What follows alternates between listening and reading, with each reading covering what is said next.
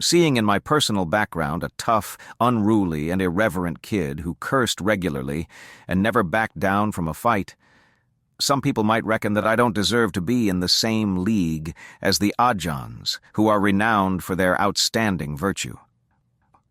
Even as a monk, I rarely pulled punches, though those on the receiving end were usually unruly defilements and mental hindrances blocking my path. But that rough outward appearance is just my personality, not my true nature. External appearances and personality traits are natural expressions of the 5 aggregates, which display the unique physical and mental characteristics of each person. Those personality traits should not be mistaken for spiritual virtues and their levels of perfection, which exist outside the domain of the 5 aggregates. This distinction between observable personality traits and inner spiritual worth is clearly illustrated in the life of the notorious bandit Angulimāla. Angulimāla was a young Brahmin and scholar at the time of the Buddha who, prior to meeting the Buddha and attaining arahantship, embarked on a murderous rampage, terrorizing the local population to accomplish a macabre mission. When he spotted the Buddha walking one day, he grabbed his weapons and dashed out to murder him.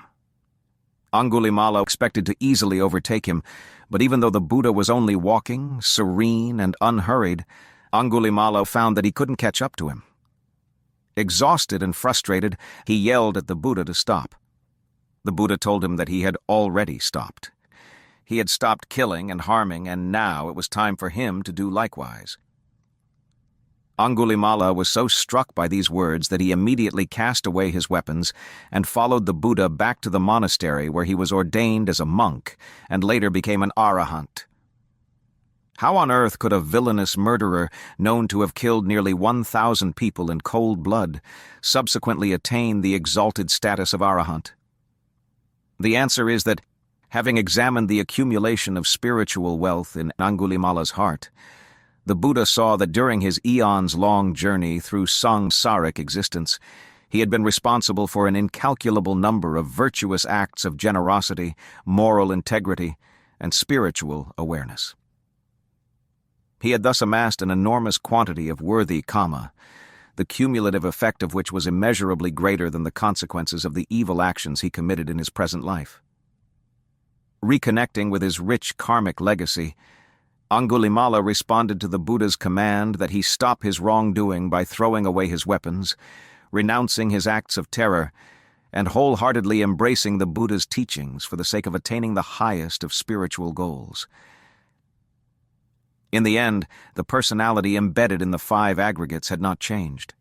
It was the undefiled awareness detached from the personality that had undergone a transformation. The Buddha stated that among human beings, only a Buddha could totally transform his innate personality and leave his inborn character traits behind. All other human beings are unable to escape from the character and temperament with which they were born. For this reason, it can be misleading to judge someone's spiritual worth merely by their behavior or appearance. In fact, the part that holds the true essence of a person is invisible to human sensory perception. For instance, Ajahn Mun was by nature articulate and charismatic. His mind was energetic and tended to experience dynamic occurrences in meditation. These character traits remained with him throughout his life. His basic temperament never changed. Even after he attained enlightenment, these innate character traits were still part of his personality, part of the person, called Ajahn Mun, that we all knew. Ajahn Sao, on the other hand, was by nature brief and impassive in speech and reclusive in habits. His mind was placid, smooth, and buoyant. These personality traits remained unchanged even after enlightenment. It was obvious to those who knew them that both men had vastly different personalities. Far less obvious was the fact that in terms of inner wealth and purity of heart, both men were in essence the same, with not a hair's breadth between them.